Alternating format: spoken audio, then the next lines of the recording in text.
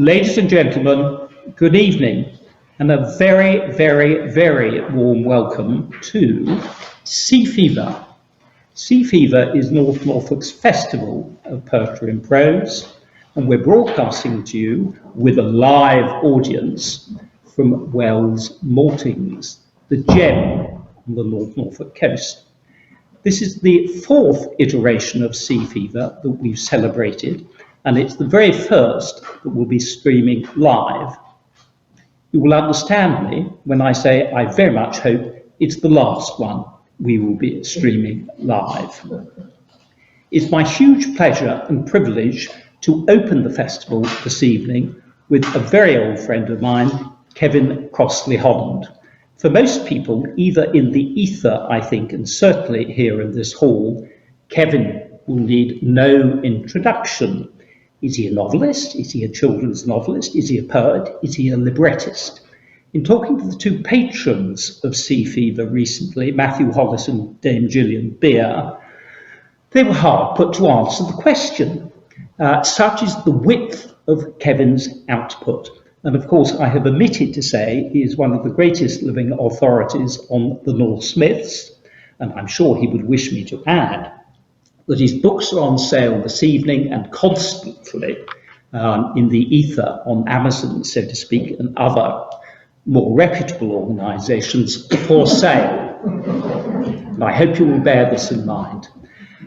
Beyond Kevin, we are hugely privileged also to have here this evening Phil Barrett. Phil is an old friend of Kevin's. He, for 27 years, was head of art at Purcell, the Purcell School, and more recently has been involved in Falcon, facilitating art and literature for children in North Norfolk. And I think, Phil, even more recently, involved in the Arts Forum at Holt, talking to those who are making a contribution to the arts in North Norfolk.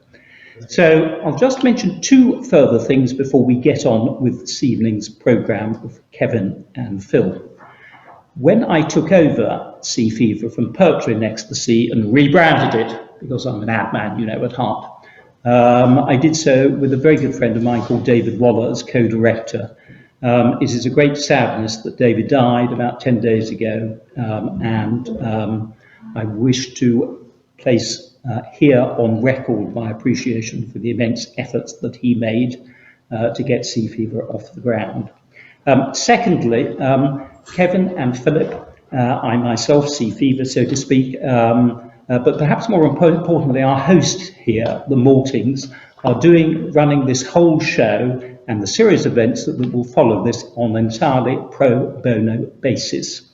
Any donations, I think Simon Dakin, who runs the Maltings, will probably agree with me. Any donations, and there is a donations page on the Maltings website, will be very welcome. Ladies and gentlemen, good evening to you. I very much hope you enjoy the talk. Kevin and Phil.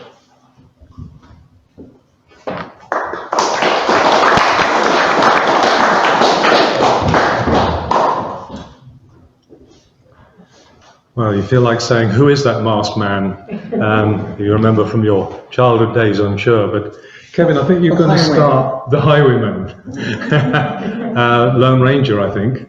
I think you were going to start by reading something, Kevin. Is that correct? I thought I would, because this has been, dear friends and dear people who are involved in serious writing at one level or another. Thank you so much for coming this evening. I thought I would, because the last 2 weeks have been bad and good for poetry. Bad for poetry because Anne Stevenson died, whom many of you here I know admired, and then Derek Mahon died in Ireland, one of the three galloping Irish poets with Seamus and with Michael Longley, and a good friend of mine. And then Anthony Thwaite is now in home hospice care. So in the course of a couple of weeks, we've become more depleted a band.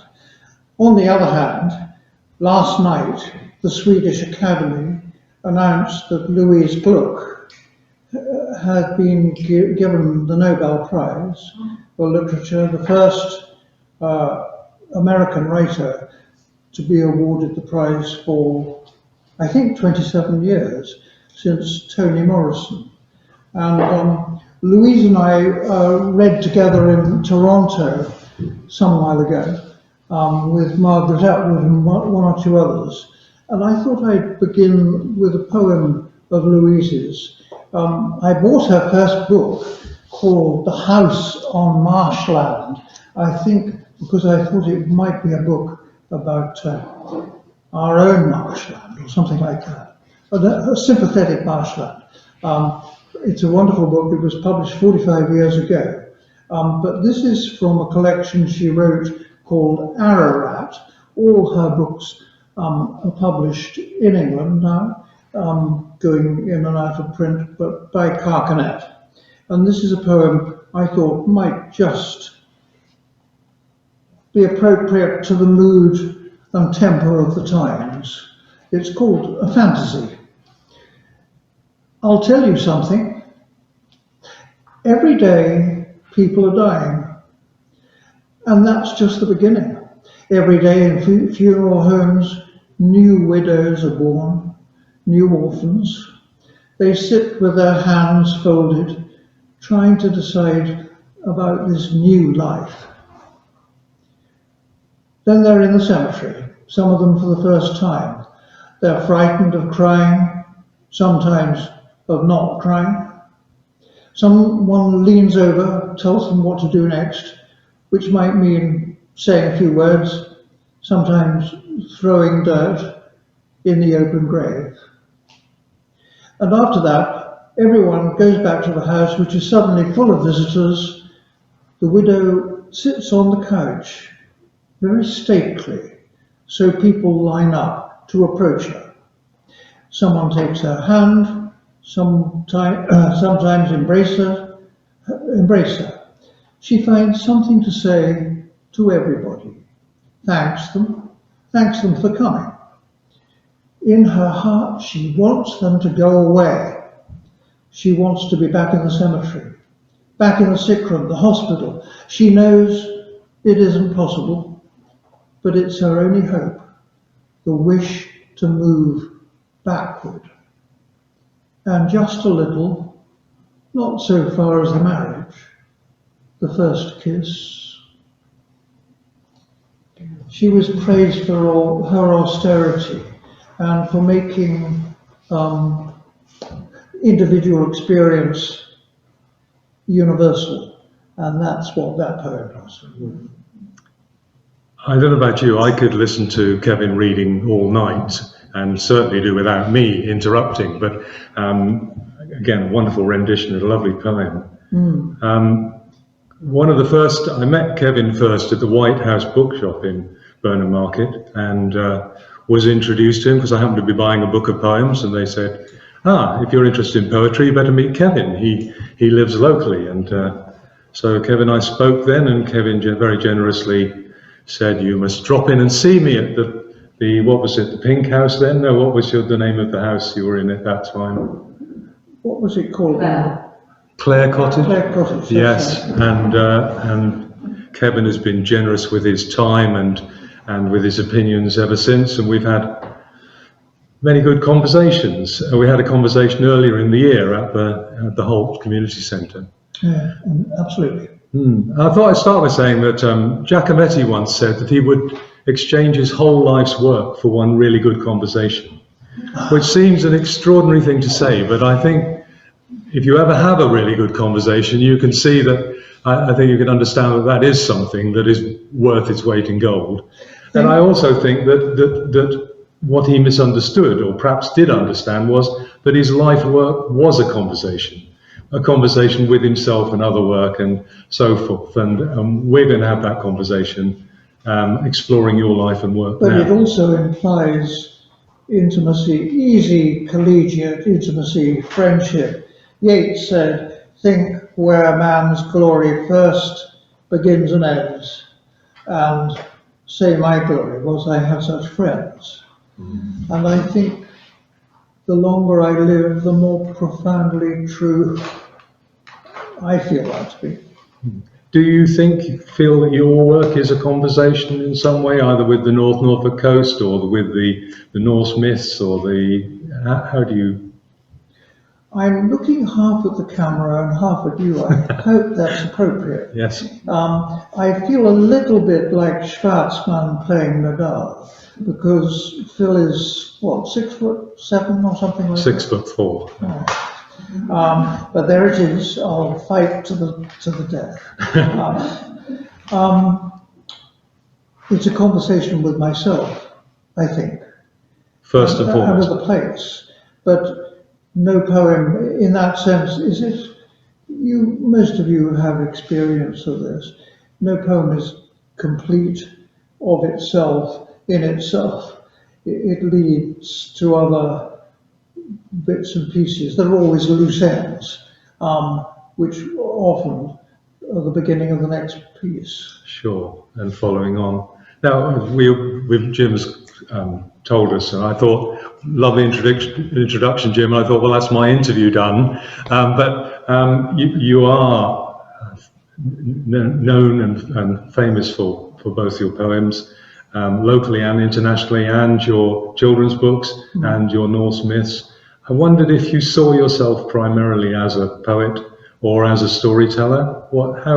When you think of yourself, if you do at all, what do you pat yourself most on the back for?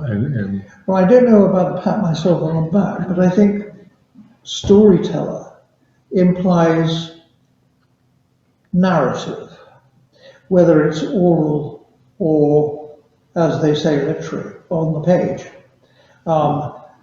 Some kind of narrative, however fractured.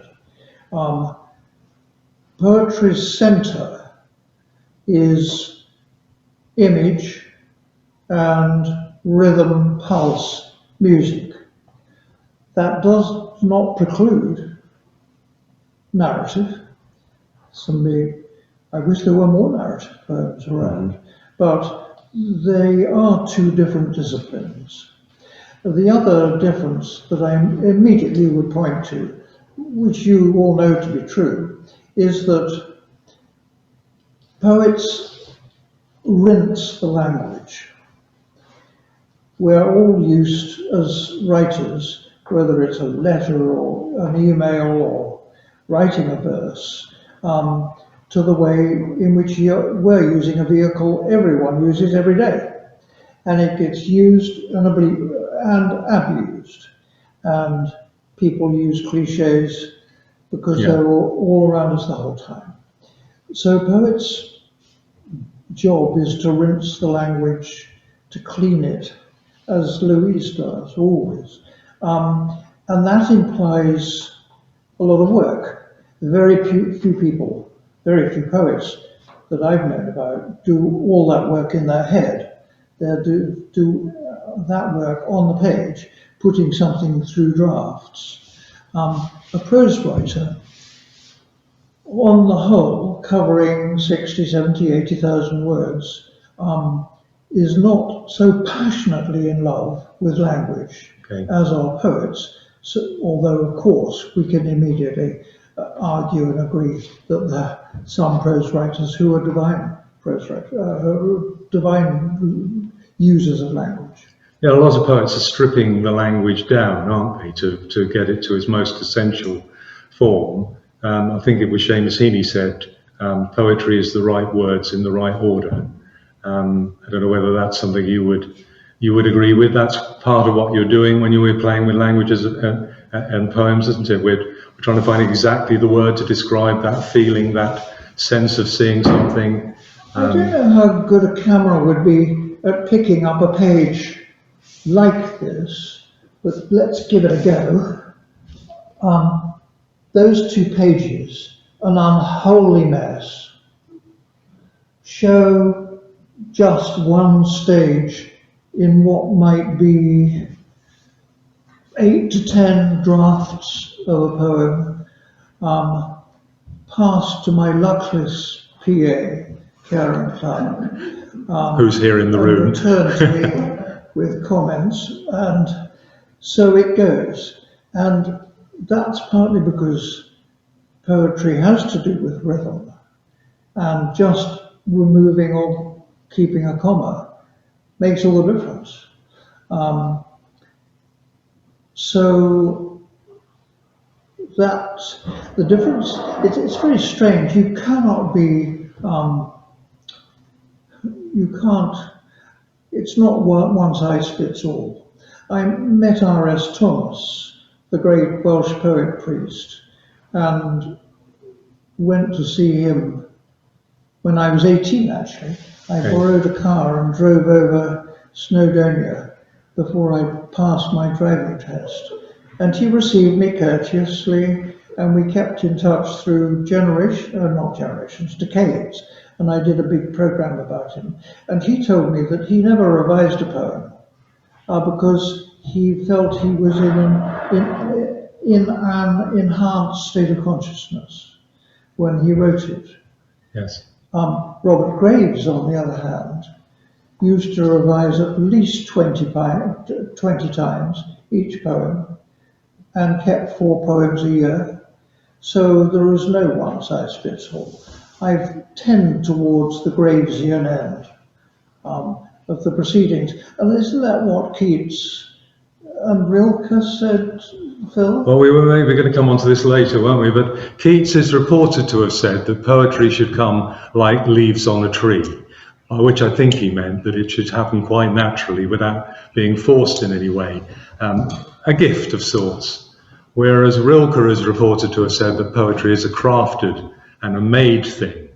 And I guess it depends on what sort of a writer you are, where you lean, but how many gifts do you think? If we take one example, Robert Frost, the poet, perhaps best known for a poem like Stopping by a Wood on a Snowy Evening, is reported to have been sitting up all night writing one of his more ponderous poems, and the dawn started coming up and he went, well, I suppose it's probably time to go to bed now, and stepped out on the veranda to see what sort of day it was. And the poem is reported to have popped into his head more or less fully formed. It's a marvellous poem that finishes, and I have miles to go before I sleep, and I have miles to go before I sleep. Yes, I think what happens is that you have to get yourself back into a kind of poetry frame of mind and heart. And we're all paying bills and coping with emails and doing this, that, and the other. And it is different. I went out to the pond, which has been our great summer enterprise. Linda and I have been making a garden wildlife pond. And the whirligigs in the pond, they probably have some other name as well, look like bumper cars gone absolutely mad, racing round and round and round, chasing each other, never touching one another. And then you think, aha, that's image making. Where does that lead to? Most of us are not professional poets, and we have a bright idea or two, and we put them down,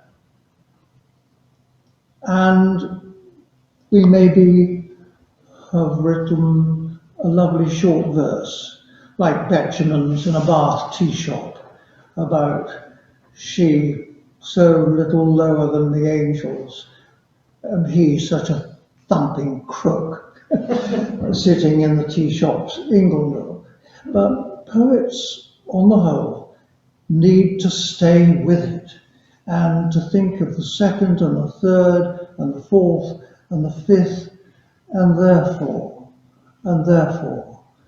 when they write a poem. And that's what makes a poem not just occasional or good, but very good.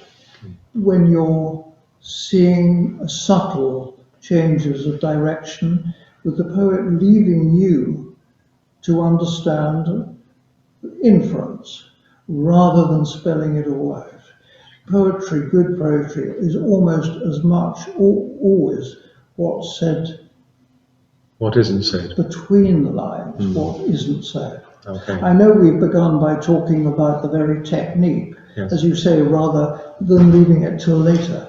But this is the crux, in a way, and certainly the crux of whether you're a prose poet or a writer, a prose writer or a poet. If we could talk about the creative process a little bit, I wonder if you mind just telling us about the structure of a day for you, how you back into writing or set off resolutely. How do you start a day, and how does it unwind for you? Again, it's a question of whether you're writing prose, and Jim Ring, the director of this festival, will know, being a novelist and a prose writer of substance, you have to win a momentum. You can't do it on an occasional basis. Yeah. And, well, everyone remembers Churchill's, you write 1,000 words a day and so on. Just so. But for me, it's also trying to balance the inner life and the outer life. The outer life was all our commitments to family, administrative commitments.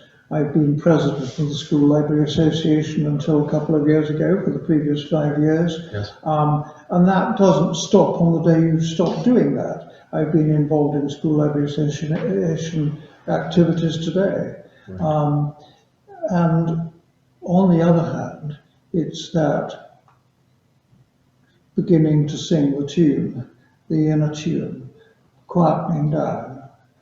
I think one thing that this virus has done for many of us, and I'm aware everyone here must have come with your own stories of things to weather or suffer, maybe the loss of friends or family, and it would be presumptuous and wrong to go on about that at length now, but I am aware of that, and for me to just report from my personal battlefront as a writer, I think it's led to a scrupulous attention to my doorstep wonders, the whirligigs. Yes. And that's led in turn to writing about this place, North Norfolk, more intensively than ever, and more especially the 5 parishes that constitute the Burnhams, where Linda and I live. And so that's made a concentrated group of poems, some semi-sacred, some secular, that belong together, and I think will eventually, in some form or other, make a book. But that's one consolation at a time of so many privations and deprivations. Do you think the saying is important? It's a bit like naming of things, that somehow it makes them more real if it figures them more strongly if you've named them, if you've said something about them in terms of your doorstep and the things immediately around and in the North Norfolk coast? What do you mean by saying? Well, in the poems that you, in naming perhaps, that they're there, it somehow makes them more alive than if they're just part of the silence. But sometimes, like riddles, the power is in not naming. Right. Yes. But implying. I've translated a lot of Anglo-Saxon riddles in my time, and their power is in saying, I'm describing it. Well, Stephen Spender once wrote to me and said, I love the Anglo-Saxon riddles because they're poems without titles. And because of this, nothing gets in the way of your first-hand experience of the images and the music and the poem.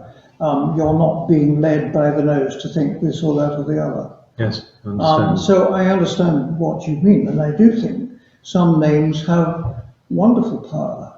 I began a little poem from Sally Francis, our local historian's fine field map, and I just cited many of the place names, field names, because they have a fine music of their own, and of course they point us in the direction over our shoulders of our grandparents and great-grandparents, and all that's lost with the making of fields into 100-acre fields and so on. Sure. I mean, I'm partly suggesting that naming is a bit like walking the boundary as well. It's about re-establishing an ownership over things, or the power of them. What for you is this is true. What for you is the importance of poetry then? Can you say, why is poetry important to you?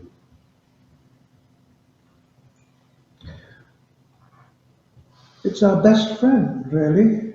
She or he is always at our shoulder, in our heart, in our head. We turn to poetry for consolation. As a nation, as human beings, we turn to poetry for consolation. We turn to poetry for celebration. It's the universalizing again of individual experience, and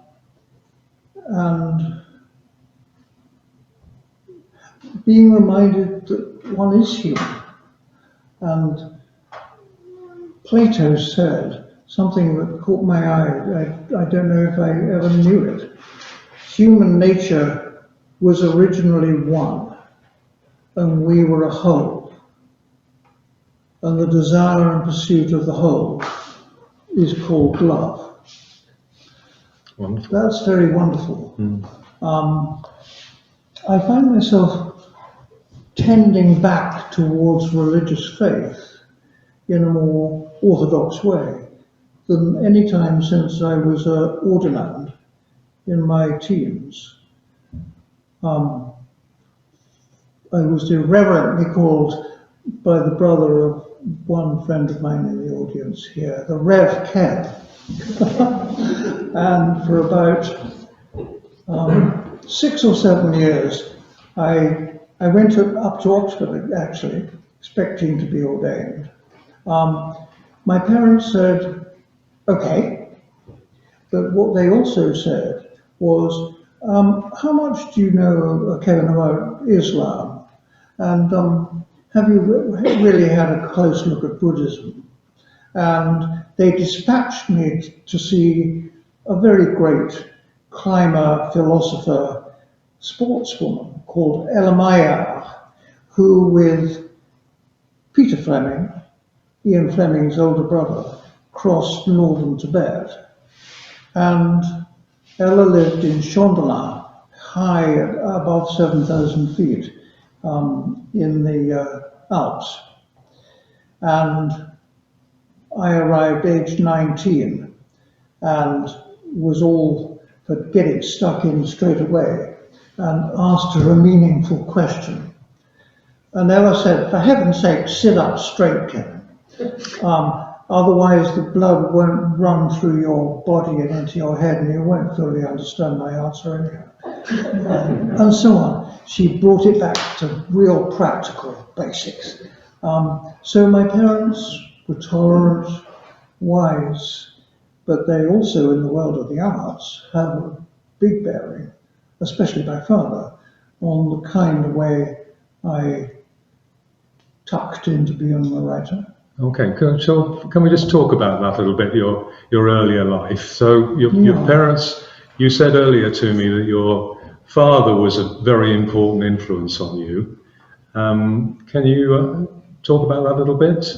In what way was he important? He worked at Radio 3, am I correct about that? Well, he was controller of home service music, right, and then a controller of opera. But before that, he helped me build up a little museum in the back garden, and that was wonderful. Actually, we found Roman coins and pieces of pot, and asked questions of them, and that was the first thing, to fall in love with generations past through physical objects, but not just throwing into the museum, but identifying them, trying to write neat cards about them, and all that kind of thing.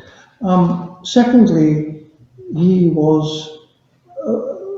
performed on the Welsh harp, and he was a friend of the Vaughan Williamses and John Ireland and Finnses and so on. I was brought up in a musical world, not a literary world, and he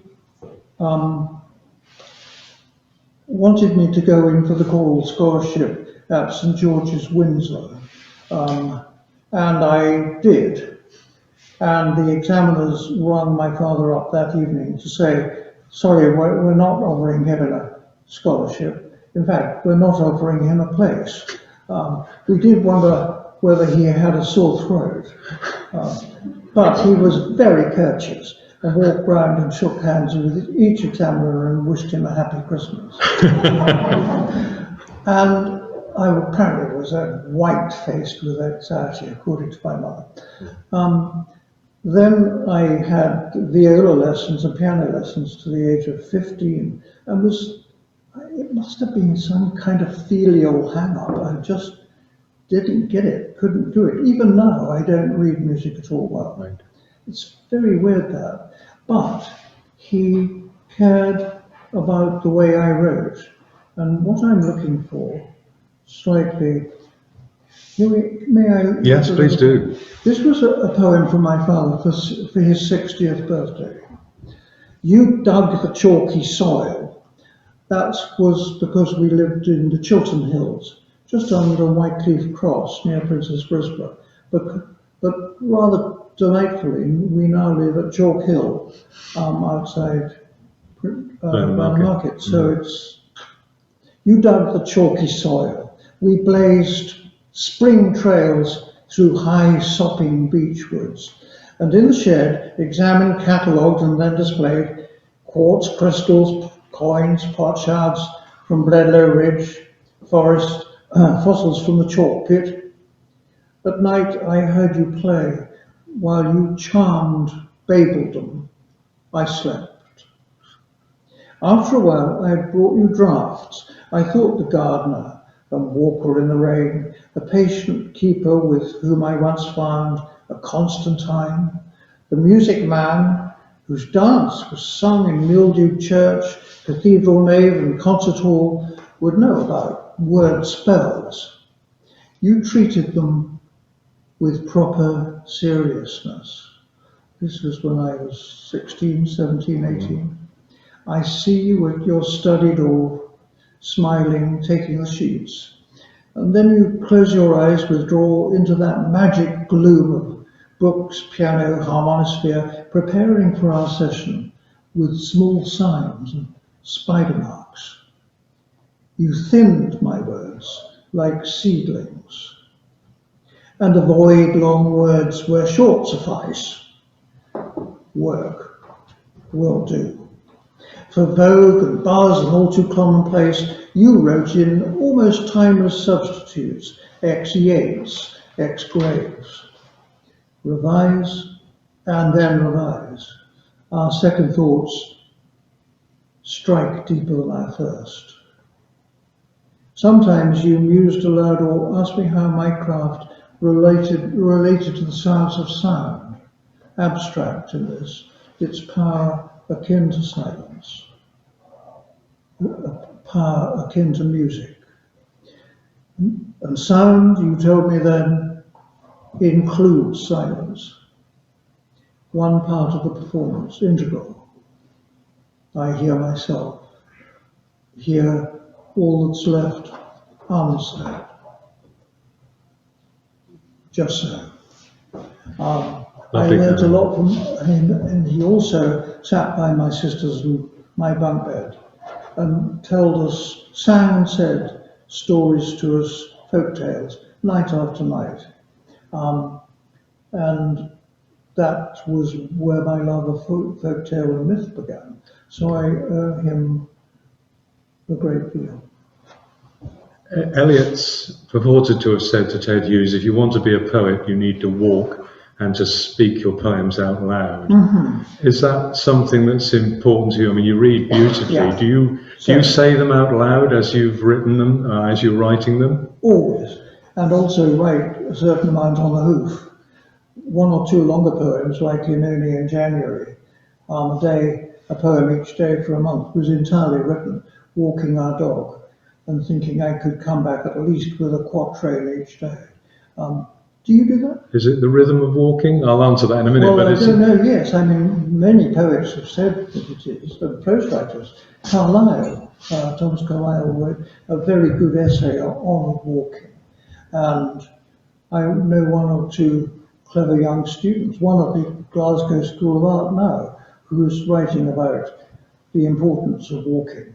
She's restricting herself to women, but there it is. And Wordsworth walked a lot, of course, obviously, and wrote walking. Yeah, I believe he yeah. even wrote while on horseback, which seems a little more precarious, but yeah. I didn't know that. But the rhythm of the walking, do you feel informs the rhythm of the writing as well? There's something conducive to it. On the other hand, various poets like Stephen Spender, I never thought I'd be obliged to mention his name twice in the talk. Anthony Thwaite, too, actually, loved the rhythm of a railway train. There is a sweet anonymity about a railway train. You're surrounded by people, socially distanced, as it were, but you can get it on with it, but you haven't removed yourself entirely from human intercourse. Was there an early arts experience, and I would say arts in the broadest possible sense, that was particularly important? You can think back and think, no, that made me think that the arts were more important than playing football or playing the cello or whatever it was that might have been an alternative. Was there something? My father's composition, The Sacred Dance, was paired with Vaughan Williams's the world premiere of his great oratorio Hodie in Worcester Cathedral as part of the three-class festival. And I was 13. And I'd just played tennis that afternoon with my mother, who beat me 6-2, 6-4 and then retired. And you thought anything's got to be better than tennis. She was a good counter player. So I sat next to Vaughan Williams, and he dandled my sister on his lap. And the mystique of being in one of the great medieval English cathedrals, you can't isolate these threads really, but it made a tremendous impact on me. And I think something I've always longed for as a poet is to work with composers. And that's happened from time to time. The first was with Sir Arthur Bliss, who wrote to me to say he'd like to set some of my riddles from Anglo-Saxon. I thought he meant actually the Anglo-Saxon text and sent them to him. And he said, no, I want to set the translations. And I was away in Turkey on my first honeymoon when I was 22, when I read a review in The Observer of the first performance at the Cheltenham Festival. And it said, Bliss has returned to the lovely melodic impulse of the 50s and 60s or whatever. And quite how he can have done so to such ghastly words is beyond belief. And I looked at it, and Bliss said to me, when he was setting it, oh, I've changed the words here and there, Kevin. I think you'll see that they sing better.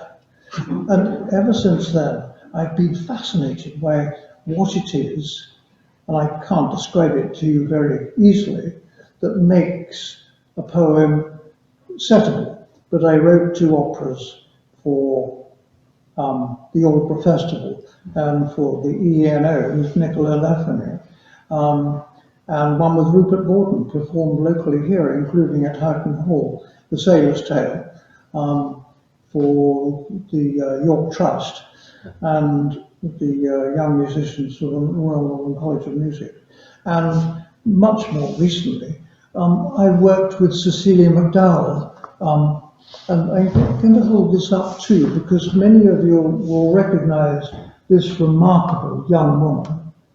It's Eugene, who was wheeled by her elder sister through 7 countries. She has cerebral palsy, from Syria to Germany. Oh, yes. I got to know her when I was at a festival in Dubai, not very long ago, a couple of years ago. And the National Children's Choir commissioned Cecilia McDowell, composer, and me to make an oratorio, a cantata of this work. And I could see telling Eugene's blithe story, an 18-year-old with cerebral palsy who learnt fluent English in her 4th floor flat in Aleppo by watching American soaps, and as brave as you come.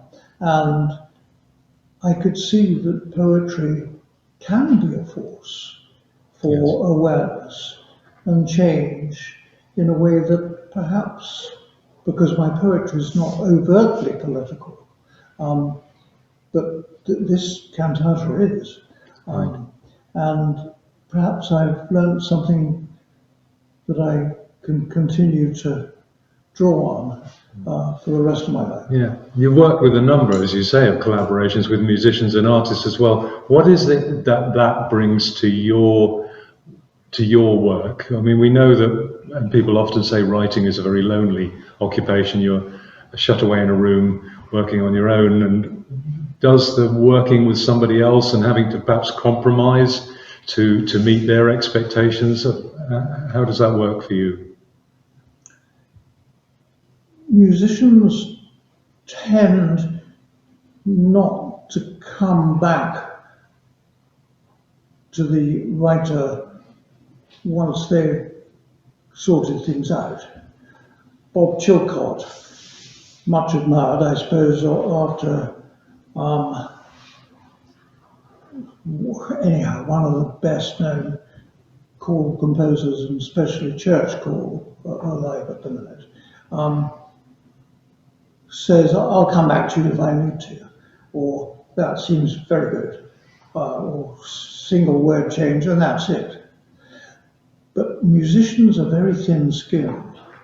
I've just been writing an article about working with 5 artists out of the 30 or so I work with in my life, including the great Charles Keeping, and John Lawrence, who does so fine woodcuts, and the Royal Academician, Norman Ackroyd. And that's a much more active to and fro in argument, and learning from each other, and drawing in each other's work, and egging each other on, and criticizing each other, than has been the case with composers. Sure. I do think, though, working with composers has been a wonderful discipline, and I want to go on doing that.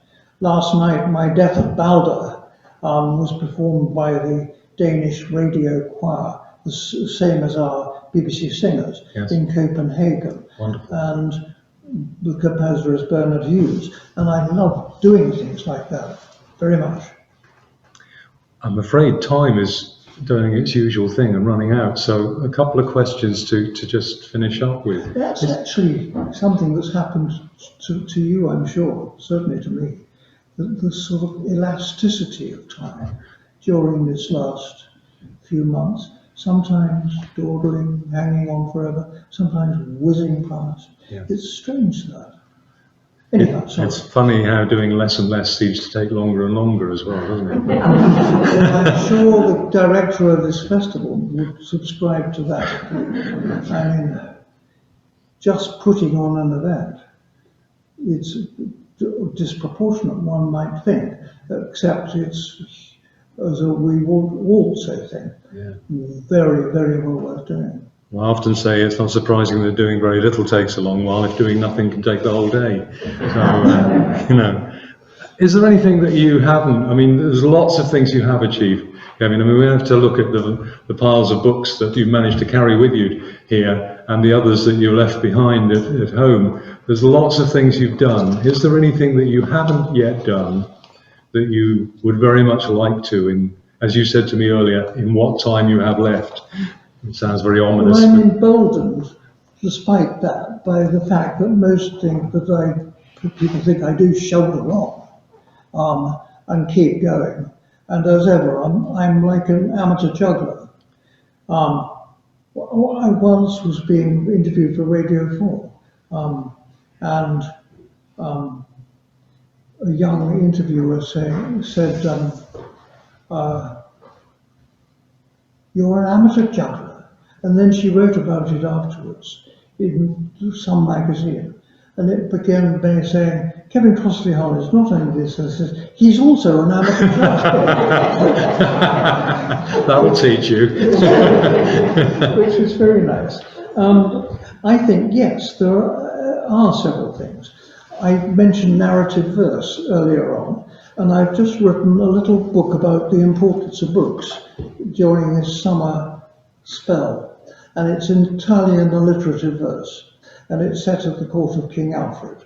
And I heard a couple of days ago that my publisher has engaged, has engaged the redoubtable Chris Riddell to illustrate it. So I want to write narrative verse. Right.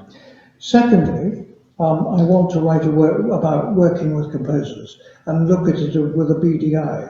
My article about artists was 7,000 words long, and is coming out early next year.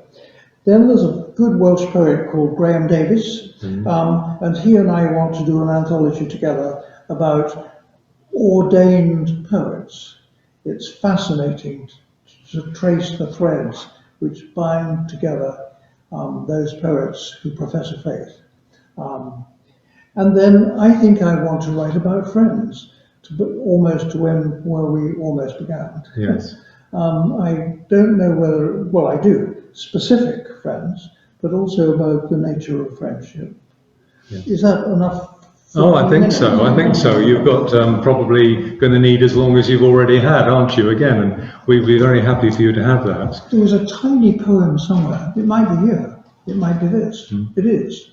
It's called Shoulder On. Even if there's any reason why this has happened, there's no need to reason why. Better to regard it as a kind of blessing, like a next to neap tide, stealthily replenishing the drained, muddy creek, or the last red gold on a far field. Isn't it an invitation to engage while you can, where each word and silence entail responsibilities?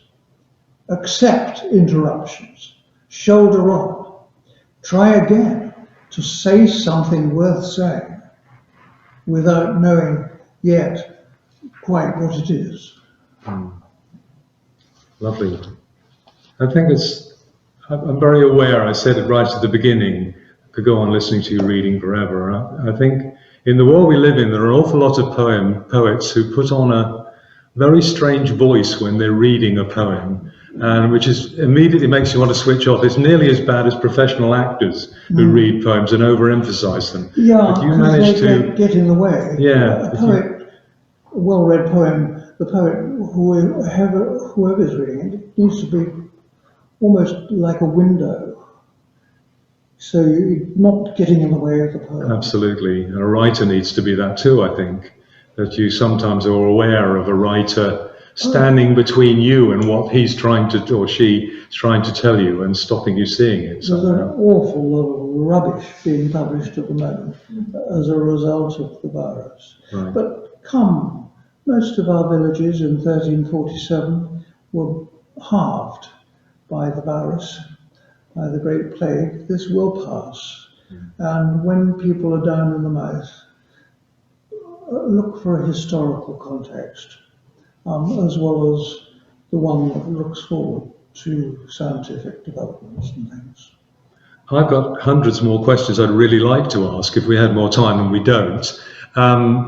Maybe you have. I would just say that there's a book Kevin wrote some years ago called The Hidden Road. Is that correct? Yeah. Which unfortunately he hasn't got any more copies of for sale. But if you want to know more about Kevin's early life and growing up, Most people here know plenty enough. it's in there, so I would recommend you track that down. And in it, he relates poems to particular experiences, as he did with his father and the little museum there then. But maybe one or two of you have questions. Is there anybody that has a question they'd like to ask?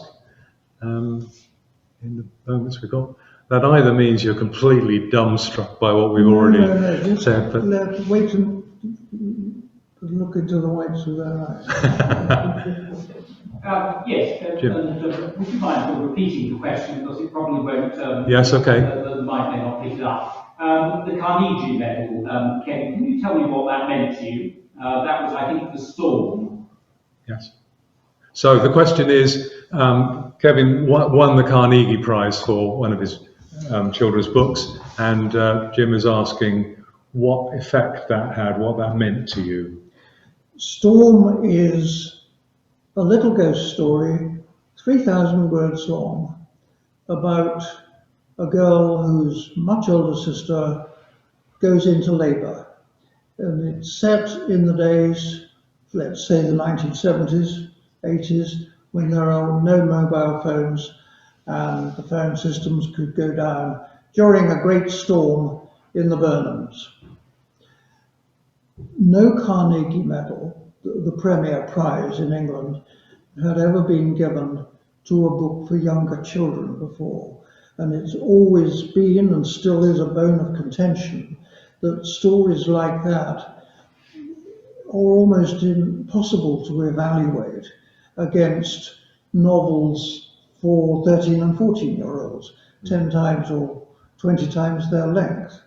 It caused a great, it had a great impact and emboldened the contingent who believe that there should be more recognition for books for younger children. All this, in a way, outweighed winning it. I was aware that you have to be in the right place at the right time to win any prize anyhow. And there are always, because I've been judge of things like the Whitbread Prize and so on, there are always 2 or 3 possible winners. And that one time, I was in the right place at the right time. Okay. As I was, actually, for The Seeing Stone, for the first of my Arthur books, which in the end sold 1 million copies in 25 languages. But it was a matter of, well, of course it's got to be a good book, but it's a matter of timing and therefore of luck. Sure. But it was, in terms to answer the question, it gave me a real confidence that anything I wrote would be looked at seriously. Right. And that, for a while, remained true. Sure. And I imagine, like many writers, even now, you still get rejections to things. Is that true? You're still sending things out, and you're not always guaranteed that it's going to, it's going to be published, or are you secure now, as it were? It doesn't happen with my prose books. Right. When you send poems to magazines, one's aware that they receive about 10,000 poems for each edition. Of course, it happens like everyone that's what else. I was meaning, really. Yeah. But does that still have the same effect on you, even despite all the achievements? Are you marred by the occasional sense that somebody hasn't understood? No, water off a duck's back. Good. I think I know what's good and what's not in my own work. Yeah. Disappointed, sure. What about you? Yeah, absolutely. Right. Yes, but I remember someone saying what you needed to do was to have a stamped addressed envelope ready. When you got the rejection back, you stick it straight in another envelope, send it off again. That John Masefield, as poet laureate, always sent to the Times a tuppenny halfpenny stamp and a self-addressed envelope in case they didn't want to publish it. Very nice, very modest, very proper. Do we have another question? Or should we be just winding things? Shall we just finish by saying, what are you most proud of, Kevin? What are you most proud of? Gosh. And remember Linda's sitting over there.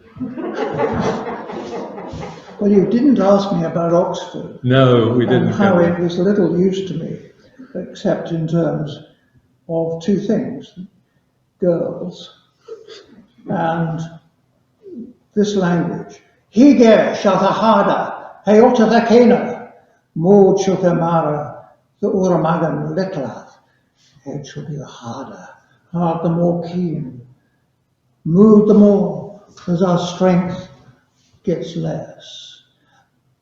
You don't get to translate Beowulf while everyone else is hopping around to the Beatles without being bloody stubborn. And in the same way, I think now I am very disciplined and have to be. I have 4 children who I love dearly and 8 grandchildren who we love dearly, and this, that, and that, and the other. But unless you stake out a claim for one's profession, and so it's not a single thing I'm proud of, but persistence and focus. Yeah, that. Because I'm 80 in February, and I'm publishing a new collection of poems called Gravity for Beginners. Great title, great title. Well, I think that's probably the note to finish on. I'm getting a thumbs up from Jim over there. We need to thank you very much for coming this evening. Yeah. It makes doing this kind of thing much easier, having the kind of even non-verbal support. It's lovely. It's lovely. But hearing ripples and yes. That's so crucial, the reciprocity. And as we were saying earlier on with Polly Barrett, can't you remember your painter name? Polly Binns. Polly Binns is Phil's wife. The huge importance of reciprocity, and that's what's so difficult with these sessions of this kind. Do have a look at some books if you would, because the other thing that's crucial for a writer, Phil's as well as mine, you do an event like this to sort of entertain, and you do an event like this sort of to sell a book or two, because that's my profession. So, and I've invented some compassionate prices. You almost can't afford not to buy them. So I think we need to finish by thanking Kevin so much for giving of his time and his memories and life story tonight. It's been a great pleasure. Maybe we can do it again another time, and I can get through my other questions. Most so shall we give our thanks and the